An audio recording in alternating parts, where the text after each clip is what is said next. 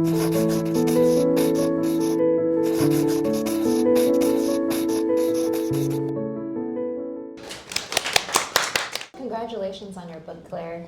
And to you as well. We were talking right before this. I know that in the introduction, my book and her book are mentioned, but it's really a book talk for Claire.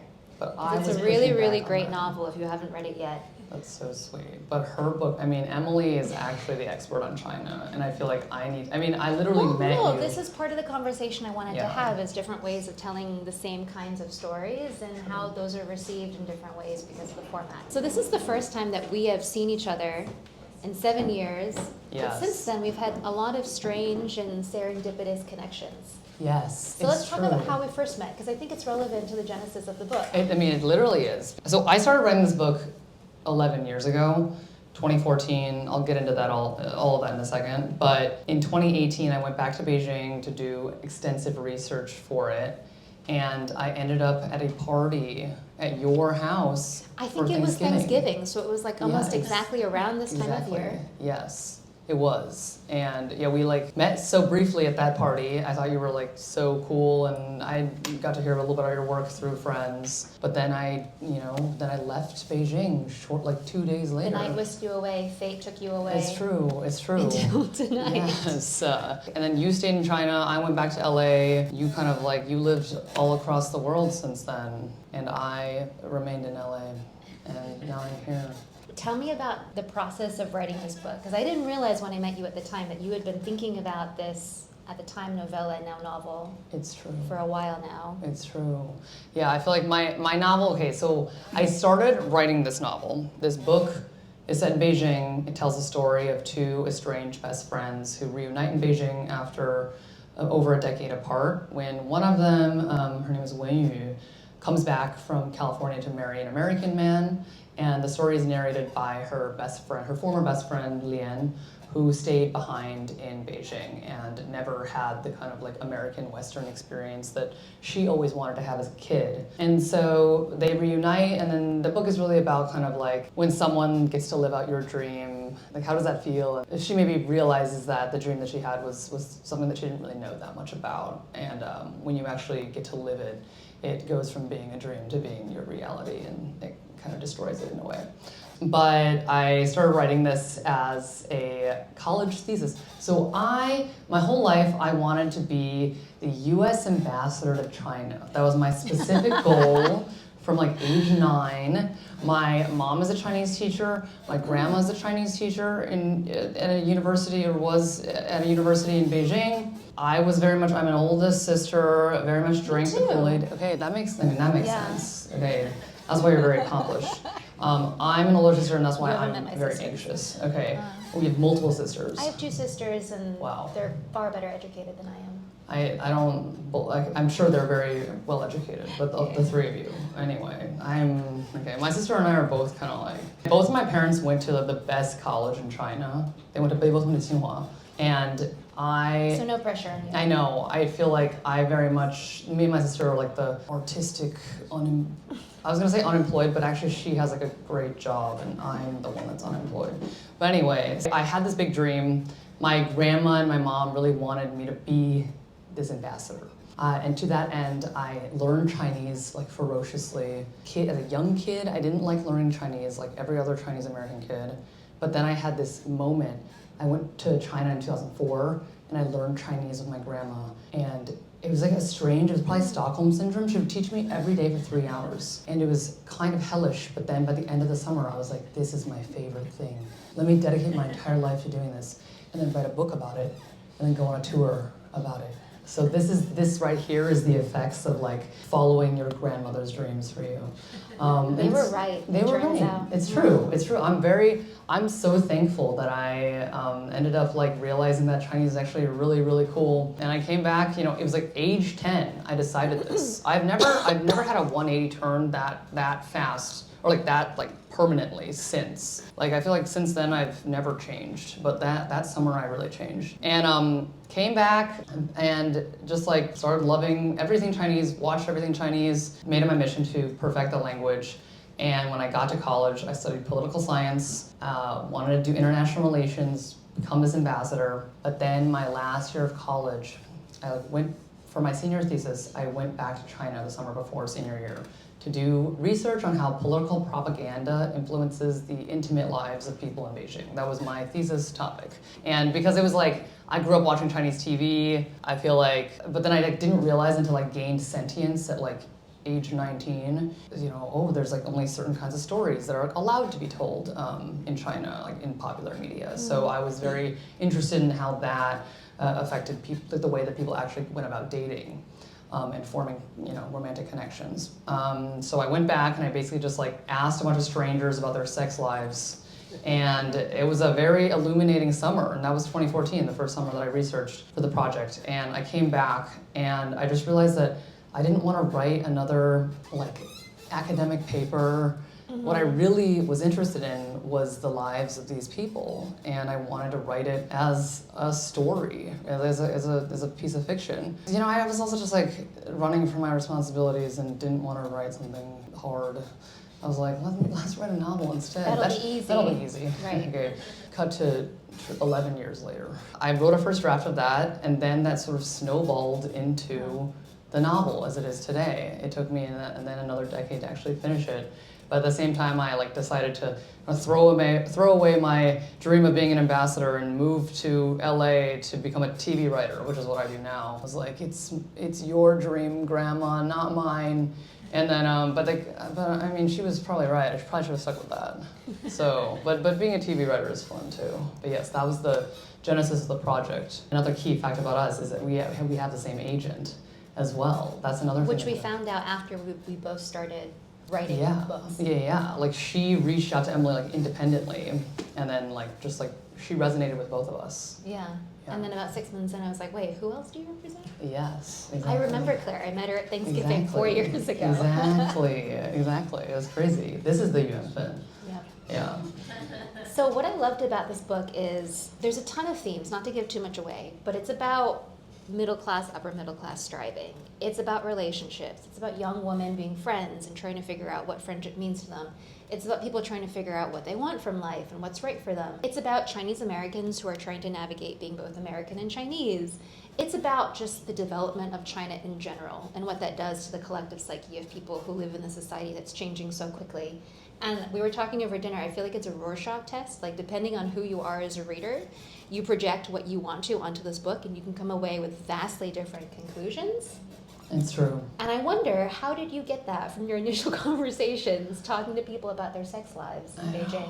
I mean, I think that that first summer researching the book was so illuminating for me because I realized that I had my own biases going into it. I sort of expected Chinese people to be a certain way, just based on what I'd seen in the media. I mean, and Chinese people that I knew. And I was basically just like any other American going into China with my own preconceived notions. And I was shocked that it's like, the way that Chinese people go about dating is not necessarily so different than Americans. I mean, they have certain different opinions on hookup culture maybe, but it exists, and it's, Chinese people are not like these alien people that think in different ways. Like we all kind of want similar things in this life. Everyone wants to be understood, companionship. Not a radical idea, I know, but you'd be surprised how it takes people by surprise. Right? So it was like I'm glad that I had that experience for myself to be like, oh yes, we all want very human things. I feel like I was kind of exoticizing Chinese people because of like my own like burgeoning kind of obsession with like just being Chinese and like it's like put it on a pedestal. Yes, absolutely. Like this is like to be Chinese, like and I feel like especially when I went back in 2018 when we met, so basically the second research trip that I went was 4 years later. I had been writing this book for 4 years at this point, and I really felt like I needed more research and just to understand better because in those 4 years I hadn't gotten to go back, and it was a lot of me just making up fiction. And I really struggled that season with really wanting to be Chinese and like to feel like I belonged there. But our mutual friend, a white man, the one that took me to the party, I feel like we had lots of conversations about belonging in China, and he had many feelings about not belonging in China. And I felt very like crazy every time we would talk about that, because I'm like, you are a white man, you have to accept the fact that you don't belong here, and that's okay. And imagine what people in America feel like every day who are actually American and are made to feel like they don't belong. And then I inhabiting an interesting space because I am Chinese, but I'm not like Chinese in the way that Chinese people might expect me to be. It was kind of an interesting thing. I feel like this is a thought maybe like later in the conversation, but my book right now, I'm still in talks to figure out if it can be translated and published in China. And I'm curious about your experience with this. I met with some publishers earlier this year. So the first publisher that I met with was one of like the biggest publishers in China. I walk into my agent's office and like 4 of them are sitting there, 4 of the people from the publishing company are sitting in a row, and like I sit down in front of them, it's like I'm being interrogated. They proceed to just talk to me for an hour about my book. Like and at me about it. And they were like, it was an interesting thing, but like Chinese people are very, like obviously we call everyone 老师, like teacher. And it was very much like they were lecturing me about how my book is, they were like, we appreciate the story that you told with this, but you know, we feel like it's not quite, like, we're looking for like the great Beijing novel and it's like not quite there. And I was like, totally. I don't think that I should be the one to tell the great Beijing story. It was kind of like amazing to even be like at the table for that conversation, to be even like considered. Like they didn't think that that's crazy, that like a girl that grew up in the US should be able to write the great Beijing novel. So it's like, even though they were telling me like, it's not for us this time, I really felt like they saw me as Chinese, but as someone who just like spent some time in the US. And I felt very emotional because that's what I've tried my entire life since that pivotal summer at age 10. That's been like the thing that I've wanted, is to like be accepted and to feel like I am really Chinese. You felt accepted, but you were also literally rejected a little bit. But No, literally. Like I was, like I felt accepted by being rejected, by being like told that I got to be a part of that race to begin with. That was a really cool experience. It was like, I was like, oh, okay. I could totally see this as kind of like a 10-cent TV spinoff. Thank you. Oh my God, I think that, you know, I'm trying to make a 电视剧 out of this. I can see it lends itself really well to television. Thank you. Maybe thank you so much. You could read a little bit, just so people, I mean, there are serious themes in this book, but it reads like a television script. That's true. I'm going to read the beginning of the novel to you, just to get a little sense of what it feels like. There's a prologue, but I'm going to read to you from chapter 1. It's page 5. There's a prologue in which something spicy happens. And then we go back 10 weeks earlier and we meet our narrator and her boyfriend, who are looking at condominiums together. The woman who would soon become known as Vivian Strafer Kenny looked perfectly American. Her full lips curved, orange slice plump and outward. Her hair billowed off her shoulders in fat, blondish waves. Layers of mascara gave her eyes that perfect half-vernal, half-vampish shimmer irresistible to men everywhere. She was recording herself in her living room, while the screen flashed with an architectural rendering of a mansion she and her new fiancé planned to build in the Shunyi district of Beijing. The house was palatial, vaulted ceilings rendering it nearly holy, a tiled pool reflecting aquamarine onto its pale stone walls. She gushed about the views they'd get from the rooftop terrace. It was gorgeous, the kind of home only the most abundant of money mountains could afford. She'd gotten work done on her eyelids. Lynn was sure of it. She stared, pausing the video on her phone and zooming in on her face. She had never had that crease before. It caused the midpoint of her eye to pop up in a look of constant delight, the kind that was once reserved for the moments that really deserved it. Leanne hated how she rushed to watch every new video Vivian posted. She couldn't help it. She was looking for something only she could see. Leanne, we're almost there. Her boyfriend was gesturing at the elevator doors. Their floor was coming up. A projector splashed an advertisement for a new food delivery app on the wall. Right, Leanne said, putting her phone in her pocket. The elevator pinged and the doors slid open. A woman in a stiff maroon suit was standing outside, her left arm dutifully gripping a clipboard. Her gold name badge read, Sandy. She stuck out her hand. You made it! They were viewing a condo in the Chaoyang 1 subdivision, an appointment her mother had brown-nosed upwards of a dozen acquaintances to secure. Sandy was allegedly the best of the best. She'd sold Zhu Zixi her luxury condo for 100,000 kuai under asking, nearly impossible in this year's housing market, and because of that, Lin was expected to put her future in Sandy's hands. Zhe Tai wore his nicest shirt. There was something jittery in his step. Sandy opened the door to the apartment. Her first impression was that it was quite expansive. The living room and dining room space bled into each other seamlessly. It had been outfitted in a mid-century modern style, currently popular in the West, according to Sandy. A low leather couch spilled across an orangey rug, while a single drop lamp arched perilously over an armchair whose back was so vertical she couldn't comprehend how one would sit in it comfortably. Dotai sat down on the couch, leaning back in a pose of uncharacteristic casualness, the faint grid lines of his shirt creasing as he stretched his arms out. "I love this couch, Lian," he said. "I want to get this exact couch." Western light streamed in, bathing Jotai's face in a sherbet glow. Lian smiled. For a moment, she could see the two of them here, years older, their faces more rugged and lined, sitting on this very couch. Sandy was beaming at them, no doubt dreaming of her own family in her own high-rise condominium one day. On the wall, the ductless air conditioner oscillated soundlessly. This was a place where joy, or at least contentment, was expected to grow. "It's a great couch," Dan agreed. They walked into the guest bedroom, which had its own balcony with a sliding door. "The second balcony is so rare," Sandy said. "You two can enjoy your alone time on the primary bedroom balcony, while your child can entertain himself on this balcony." "We don't have children," Dan clarified. She wondered what a child would do with a balcony. Use it to smoke cigarettes, probably. "Oh, but you might someday," Sandy chirped. Her face was trained right on Lian, her eyelashes thrumming, and Lian smiled again. She opened the sliding door and stepped precariously onto the stone base starting out 40 meters above the ground. She surveyed the landscape of the subdivision before her. 7 perfect obelisks rose in a cluster of glass and concrete, imperious in a sea of slightly shorter, slightly lesser buildings in the city beyond them. In the middle of the subdivision was a playground, a prerequisite for paradise, its clementine exercise bikes and shamrock swings providing whimsy and respite for child and adult alike. She saw a small boy sitting at a pectoral fly machine, his shoulders splayed unnaturally as his hands gripped the lacquered metal bars. Together the hands came. A little look of surprise startled his features out of place, and then back out the metal bars went, threatening to rip his arms from their sockets. He wore a bright green shirt and Velcro shoes. His mother looked on, her hair swept up by a plastic claw clip, which she unclasped and clasped as she chatted with another woman, whose own young child did belligerent half-somersaults at her feet. Surrounding them were cobblestone paths and grassy patches in the shape of koi fish. Rotund bulldogs dragged their lumpy bodies across the astroturf. Young couples pushed their baby strollers by the water while BMWs crawled past on their way home. Sublime, she thought. Idyllic. Halcyon. She grinned. Halcyon was a good word. The boy slammed the machine closed in front of him so swiftly Lian could almost see the look of surprise on his face all the way from the 12th floor. She remembered sitting at similar machines as a kid. You always thought the weight would be heavier than it ended up being.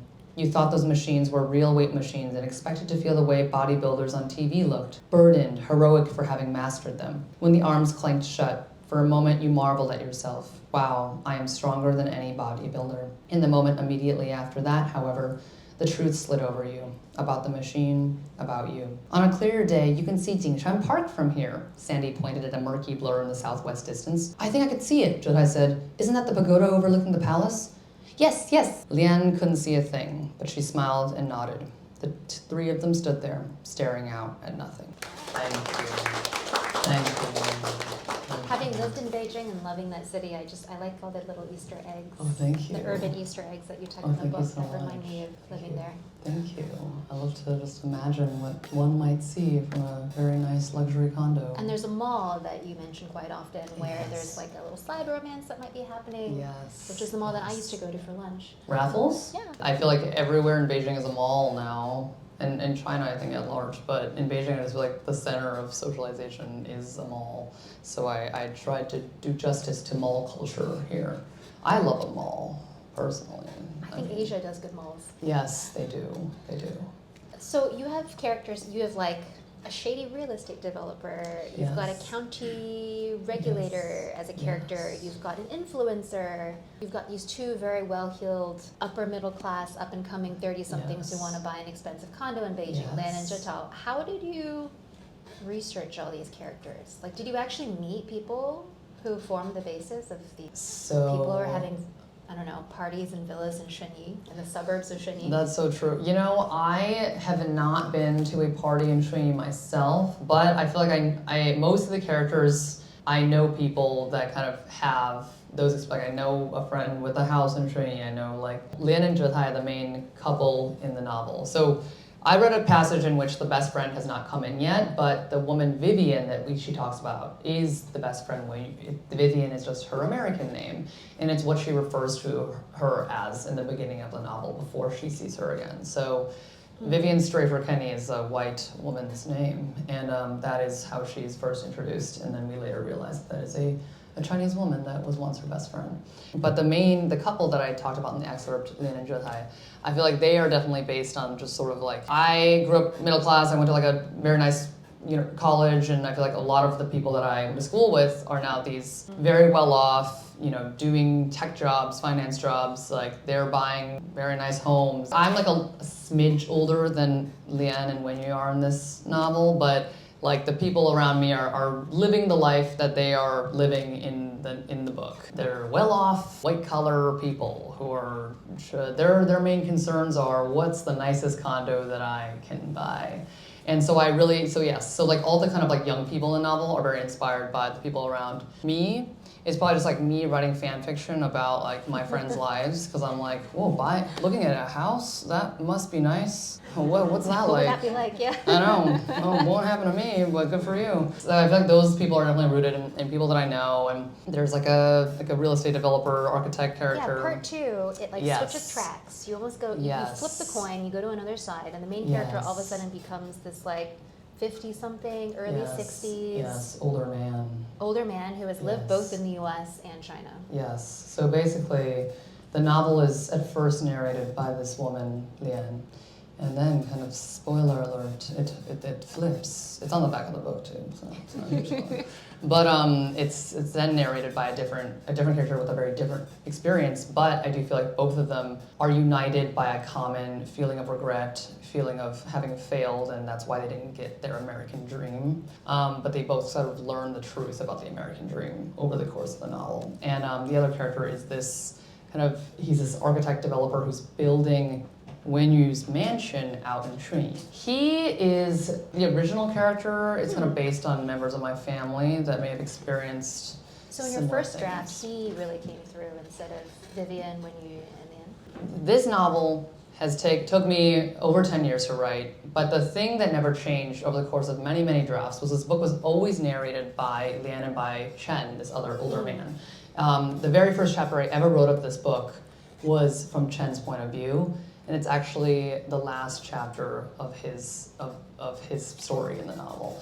Is the first chapter of this book I ever wrote. That's a heavy chapter. It's heavy. I started with an image that I felt was very sad, and then I think as I worked it through the years, I realized there was a way to make it feel uplifting. But also, I don't want to say too much about what happens, so I'm spoiling. It's kind of interesting because that chapter kind of existed at various points in the novel throughout the last 10 years.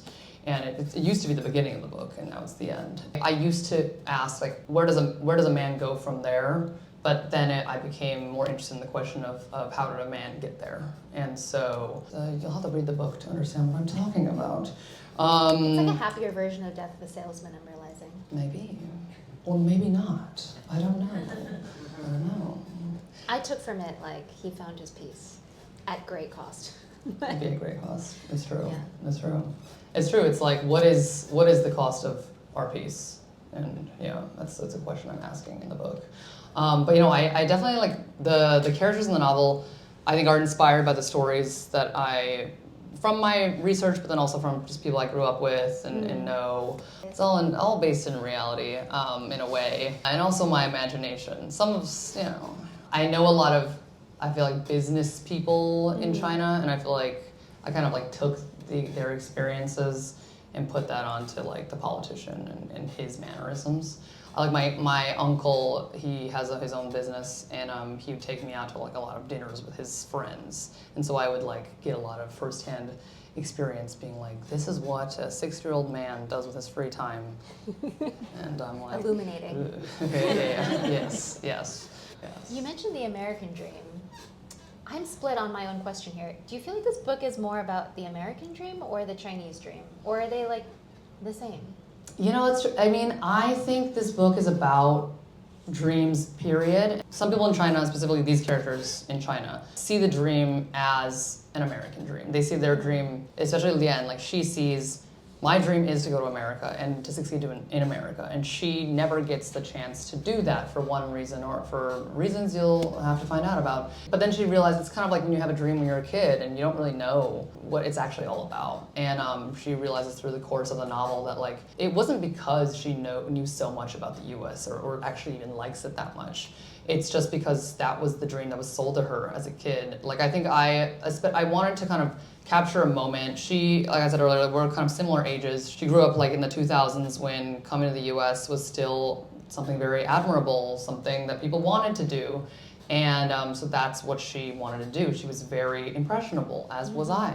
So it was like, of course I want to go to America. That's what everyone says I should want. And the question of kind of like, what should I want is a big question in the novel. It's something that I ask myself all the time. Like, do I want this because someone else wants this for me or because society wants this for me, or do I actually want to do that? And I've really struggled with that the last decade of my life, where after college I decided to do the thing that I really want to do. But that has its own burden. The kind of like, once you decide like I'm living my life because that's what I like and that's what I want, every day you have to really ask yourself like, how much do I really want this? And so the characters in the novels, they have to balance, like, maybe it's actually fine to go along with what society wants you to do. Maybe it's easier that way. The Chinese dream in this book is in a way the American dream because it's just like a dream that was sold to them. Similarly with Chen, the older character, back in, he's my parents' generation, that was also a dream. That was the American dream was strong back then. He was sent to the US because he was the best of the best. He was a great student. He went to do his graduate studies in Chicago. And again, he's one of those people that never question, like, why am I actually here? Do I actually want to live in the US, or am I just here because that's what good students do? And that's certainly something that my parents struggled with, specifically my dad. I think he was someone that was always very much like, when you're so good at everything, you just assume that you should do the most challenging, the thing that is at the top. But then why do you want to do that? Like, do you even enjoy that? So Chen really has to face the question of, how much of America do I even like? And how much of it was just like, I wanted to succeed there because of my own ego and not because I actually wanted to live there. Why fiction? Like, I feel like we have congregated around the same themes that speak to us. Yes. And you've captured so much of the texture of why I liked living in Beijing, the city of upward strivers, of people who are, especially in the winter, like often unhappy and crabby, but still had so much motivation to go out and like work so hard every day and pursue different kinds of dreams. And people came from all over the world, not just China and Beijing. Yeah. But I never dabbled in fiction, to be honest. It's just like way too hard to write fiction, which is why I ended up going to journalism. And you have dealt with like stories of the imagination based in reality, whether it's television or novels. Why have you stuck with fiction? I know why I haven't gone into fiction. It's because I'm scared of it and it's just too darn hard. It's funny because I feel the exact same about you, where like I wish I had the discipline and the bravery to tell the story through nonfiction. But what bravery does it take? You're literally like plagiarizing from other people's lives. I mean, I feel like this is where I want to ask you questions about like your process and how you told your story, because I think honestly, the easy answer for me is like, I'm like too lazy to write nonfiction, which requires like a lot of research, a lot of like truthfulness and insight. Whereas like, I feel like fiction, I can make up so much of it based on just like my own understanding of the vibes. And of course, like for a book like this, I did have to do my own research. I talked to a lot of people. Yeah, and you did field work basically. I did do some field work. Multiple drafts. It's true. I enjoyed that part so much. But for me, like just like being able to make things up is very liberating, and being able to like cloak it in fiction is very liberating. Because I feel like, I mean, honestly, even in my book, I feel like there's some inaccuracies that I'm like, if it was nonfiction, that would be a big deal. But in fiction, I'm allowed to just be like, that was intentional. It's fiction. Like, you ever heard of that? So I think like a lot of my decision to write it as fiction was because of that. But then, I mean, I just admire journalists so much, and like I feel like I wouldn't even know the first thing about getting into writing something nonfiction. Like, how did you get into it all? I just wanted to hear other people's stories and learn about the world. And when you start talking to people, and people are ecstatic, it's happiest or saddest moments of their lives. You realize, in my spare time I read almost exclusively fiction, you realize that there are so many themes of like pathos and high drama and interpersonal relationships and grand arcs in history that are already present in people's lives. Yeah. And so, yes, the material I work with has to be based on fact. It has to have happened to a person who's telling me this, and I verified most everything. But in terms of picking what sticks out to me, and when you get the creative liberty of working with a longer form project like a book, the stories I ended up choosing, and then choosing how to pace things and which characters to develop more, and that almost felt like the process of writing fiction, but I didn't have to do the hard work of imagining an entire world because it was already there. Like, I actually feel that's easier. I think it's so much harder to absorb the world and understand it so well, or understand yourself so well, to then write a work of fiction that's come purely, not purely, but become mostly out of your own mind, out of your own imagination. I mean, that's so nice. But I mean, like, and I wonder about other people who have decided to, if they're interested in a topic and have considered both nonfiction and fiction ways of telling it. I wonder what they would say about this, but I do feel like fiction is such an exercise of ego. Like, it's just such a, wow, like I really decided that my story about this is more worth your time than just like listening to people who actually lived it. You might say ego, and I would say brave editorial decision. Wow, okay, we love that, we love that, we love the spin. Whereas I haven't decided, reality is decided for me, because I can't make stuff up. I mean, but then you also made decisions to include, and that's really cool. Like, I'm so curious about the stories that you cut and decided versus ones you decided to include. How did you make that decision? Could you tell everyone? Yeah, a little bit about it's different profiles of people who, in my almost 10 years reporting in China and Taiwan, also Hong Kong and the diaspora. It's a book about the Chinese-speaking world, globally speaking. How these different people embody different facets of identity and why those matter if you want to understand Chinese politics and foreign policy today. So yeah, there's like some hard news items, but my whole goal with this was to take headline items that people might have seen in the news, but break it down into their human components and let people access what would it actually feel like to be someone who's living through these dramas that are happening in China or in the US or Taiwan, and how does like their lived experience then trickle up or trickle down or trickle globally into what you're hearing in the news. It drew a lot in my reporting, but then what was really fun is I could pick the people who I just felt I had a real connection with when I was reporting those stories and drill down into their experiences. It was kind of an exercise in writing literature, I guess, but it was ultimately still a book of reportage. I mean, it felt like a book of short stories in many ways. It was like, thank you. You know, like you're introducing us to a cast of characters. It's awesome. I always joke, and this is actually true, it's not really a joke, that I became a journalist because I wanted to be a novelist, and that was just too difficult. And so I started writing about real people instead. So I'm always in awe of people who end up writing things based on their own imagination. Most importantly, what do your parents think of this book? You know, it's so funny. My parents have been very supportive about this. My mom has always been very supportive of all of my bad decisions. My dad, I think, is a little bit more like, you know, every time I see him, he's still like, is it time to go to law school? And more I'm like, maybe it is time to go to law school. But he read the whole book and was texting me his thoughts throughout. I loved it so much. It was like, just text me analysis about like how he relates to each character. And then for my birthday in September, I turned 32 and they gave me a PowerPoint of 32 reasons why your book is awesome. And it was really cute. And it was like 32 different like points of analysis. And it was, written in Chinese. They're so great. I'm so lucky to have parents like them and a family like my family. My sister has not read it yet because she doesn't love reading, but she says she will read it. And I mean, she's read some of it. Is there an audiobook? There is an audiobook. Which you narrate?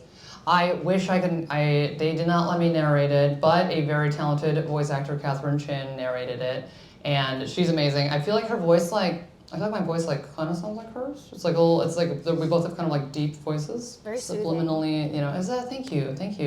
Might have been one of the reasons I chose her. It's fine, you know, back with the ego. But no, it's great, and she's amazing for the role.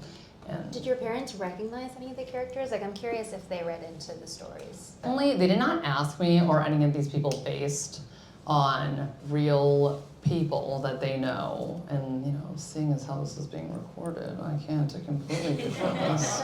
They didn't ask, but I feel like I've maybe mentioned in the past, I think there's specific scenes in the book that are very, I feel like they would recognize. Specific. Yeah, like I think like Chen's parents' home is, I just imagine my grandparents' apartment in Beijing. Like that's exactly what I describe it in great detail at some point.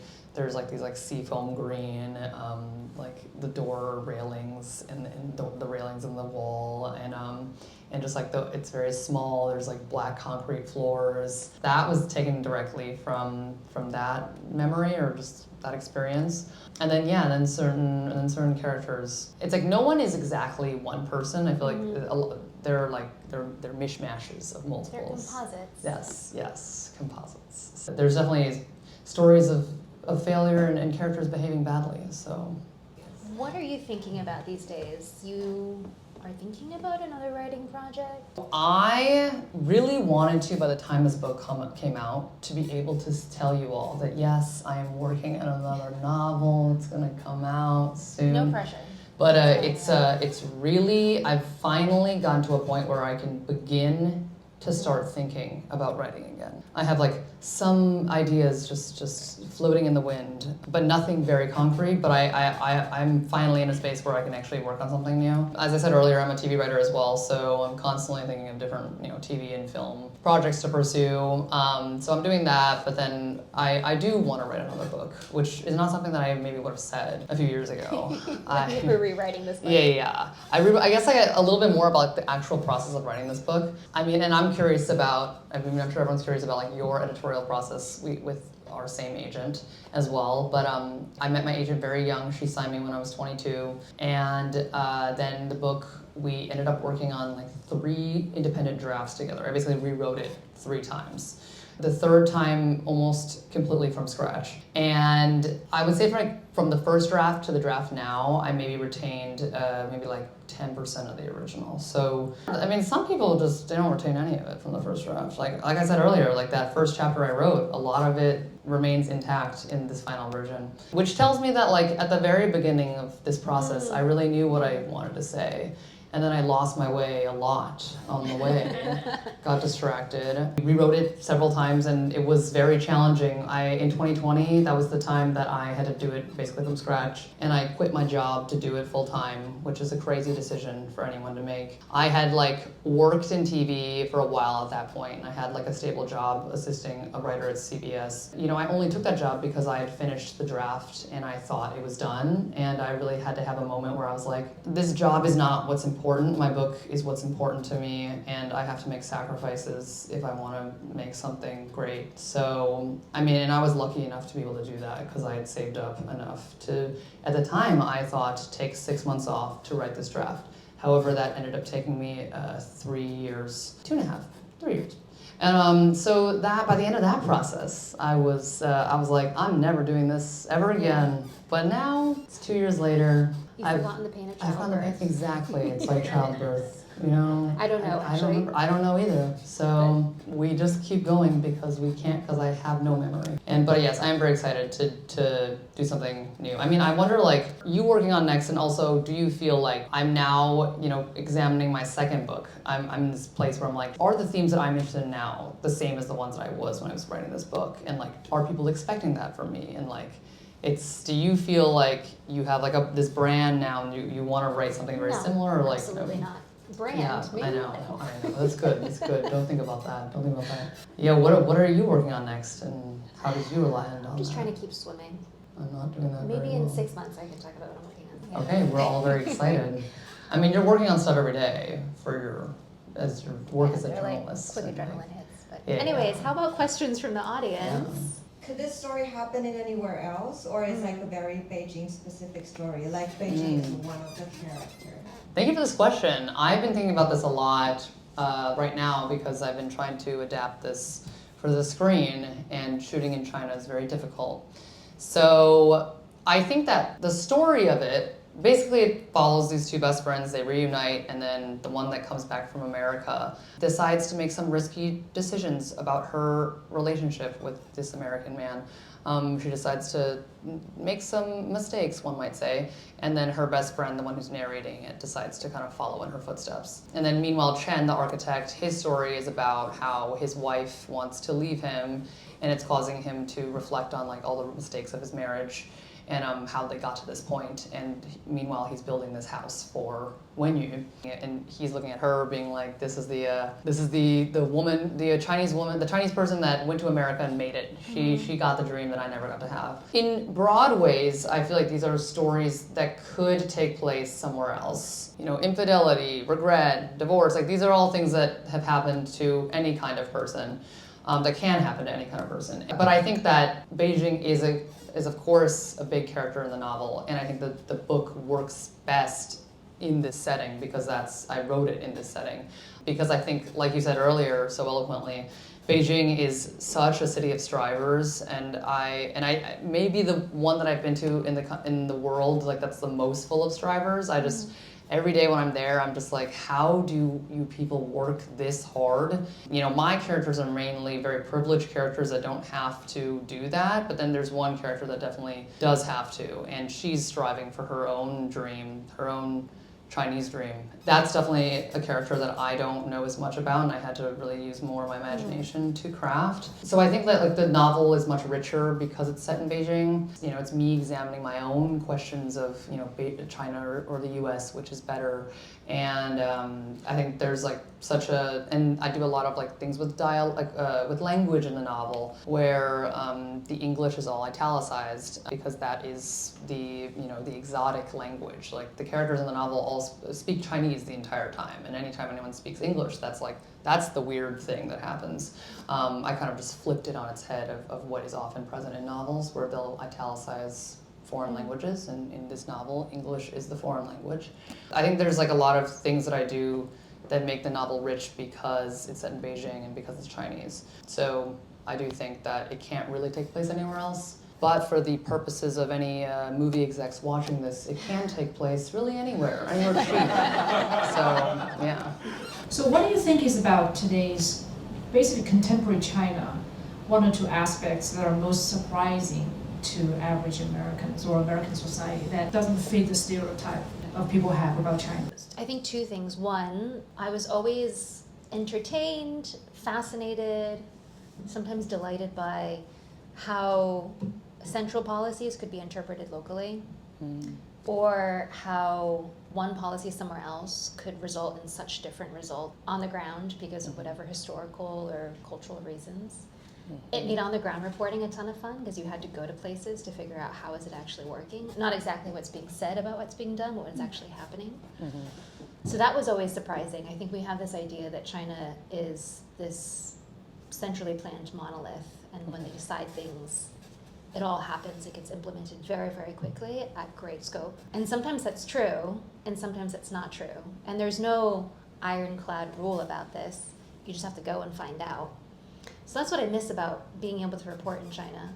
I think another thing that's surprising, and this is what comes out so well in Claire's book, is that different people want different things for themselves. Like, this is not a surprising idea. I don't think I'm saying anything obvious. For such a big country, of course you're going to have people who have different personalities and have a different conception of what the good life is for them. But there's such a diversity in both big cities and small cities and rural areas about what people want for themselves. And I think you're at this stage in Chinese society where it has reached enough of a middle income level that I think people have more emotional space as well to have that conversation with themselves and with their parents, and not just have to make decisions because this is what everyone else has done or it's what people around you want you to do. And exploring that whether it's through consumer choices or whether it's through how people decide to employ themselves is really interesting, and it generates endless stories. I mean, I have a question. Well, to deflect from answering the question, I have a question for you about like how. I mean, I guess like one comment I have is how political do you feel like people that are our age are in China with like the similar background?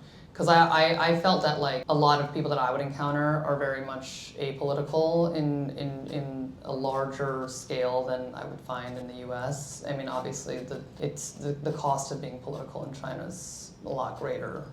Though I don't know what's happening in this country, it might be similar now. I don't know, and so, but yeah, what was your experience with that? In general, and I just said about how everyone is different, and I'm going to generalize these people. In general, I did find, that people like Gen Z to millennial age were far more apolitical than people who were in their 40s and 50s. The most outspoken people I found were always 50 years or older. The same. And like often shockingly blunt about what their opinions were, and they had also gone through, at the very least, the Cultural Revolution as young teenagers. I lived in Beijing the entire time, so they could remember all the different urban renovation campaigns and just how the city had changed both physically and non-physically over the decades. But I find the inverse, I just moved to the US in February, I find the inverse to be true about Americans here. I think that people of, I'm a millennial, people of my generation, so to speak, have had the comfort of like not really having to think that hard about politics and their place in it. And I found people in the Gen Z era so political and so tuned in. Totally. Because they're online all the time, for better or worse. It's true. I'm actually very, very pleasantly surprised mostly by it. Me too, yeah. Which is, it's something that kind of disappoints me, I guess, about like young people in China. But like again, like I said, it's different for them. And but I wonder like how. Yeah, I mean, I'm curious to like meet more people in China and see like how that information is received or not received by them, and whether they just ignore it or whether it's just something that's not even penetrating their consciousness. But it's like unavoidable for young people here. So I would be curious if you had sort of seen the characters as whole people early on, or as you were drafting, you were also realizing that they were maybe different than you had initially imagined them. They definitely changed a lot.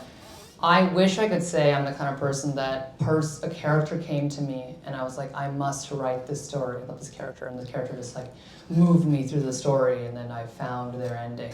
For me, just like the characters, everything about them, their wants, their desires, where they end up, how they look, how they dress, like everything changed at every moment. It was like, I think my main character, Lian, is really like a stand-in for my own questions about life. Even though the tangibles of her life are very different, she's someone who has chosen stability. She's been with a partner for 8-9 years. They're looking at condos together. She's worked the same job since she graduated. She's someone who's very stifled in a way she represents like what I've always been scared of. But at the same time, also seek. Like I think I am also very attracted to stability, despite foregoing it for the last decade. I feel like my characters have been driven by a thing since the beginning, but I think everything else has changed. Like I think Lian has always been someone who was seeking like what else is there? Like, is this all there is? I think that's always been the central question for her.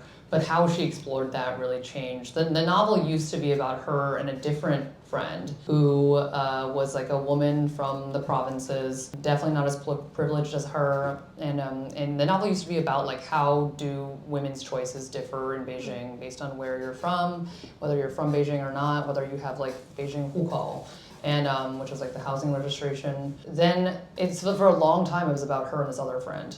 But then I was like I was just like very interested. I feel like I like discovered what hukao was, and I was like, that's crazy that like you can't like buy a house, buy an apartment if you don't have Beijing hukao. And like I just was like really interested in how that might like restrict someone's potential in a city, because that would like never happen in the US, because the US is like, as long as you have the money for it, you can buy whatever you want, which is not a system that works. Anyway, and so like I was very interested in that, but as I wrote the book, I became more and more conscious of the fact that this other woman's story is really not something that I can just fabricate. It's something that would require like a lot more research, a lot more kind of like getting into people's lives in Beijing that like I had less access to. This is where I'm talking about the difference in work between us. Like I think I just literally like was too scared, or too like I like didn't know how to do that, and like I didn't know how to go approach someone who worked just like in a store in Beijing and be like, what's your life like? I feel like I was scared of like being rejected, or like scared of like getting into someone's business. I just decided I wanted this friend to be someone that I could lend more of my own life to. And so this friend transformed into Wen Yu, the girl who went to the US and came back. And obviously our lives are very different. Like I wasn't born in China, but I feel like I could speak more on like what that experience would be like. Writers often say that dreams are very hard to write about because they're sort of otherworldly and they don't exist in time, and it's not clear what the stakes are. So I wondered for both of you how you make desire and aspiration live on the page. That's a really good question. And I think what attracted me to the characters in this book are that they all have such strong senses of who they are and how they would like to live their lives, even when there are external pressures that prevent that. How do you show that? I was fortunate that these people actually do stuff. So I think through their actions you can show and not tell. But I am kind of thinking about this in this current writing project that I'm thinking about, which is a little bit more abstract in some ways, because it's about people aspiring for something that doesn't exist. But then they take really, really concrete actions. Like it's basically a war story. So in that way you can use that contrast, that juxtaposition to illustrate the ambitions and the dreams of these people. Honestly, I think making them seem human on the page is always the first step as well.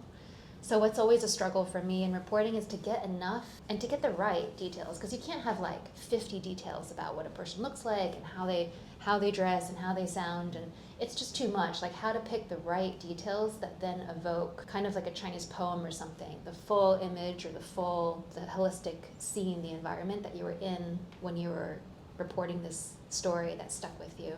That's what takes me the longest amount of time. I feel like the people that you interview and you write about in your story they all really want something. They're all like striving for something that feels very futile in modern China.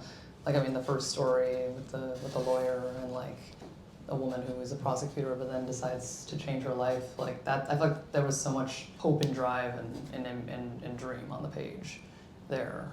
I guess it's just sort of like intrinsic to who they are. You specifically chose the stories that all reflect that desire. I feel like they all like want something. For me, how it comes to life on the page. I just think it's like the things that you want in this life are the most visceral. Like it's just like it eats at you. I think my main character struggles a lot with like what exactly is it that she wants. Besides, she knows like kind of what is not feeling right, but she doesn't know what's actually going to make her feel satisfied.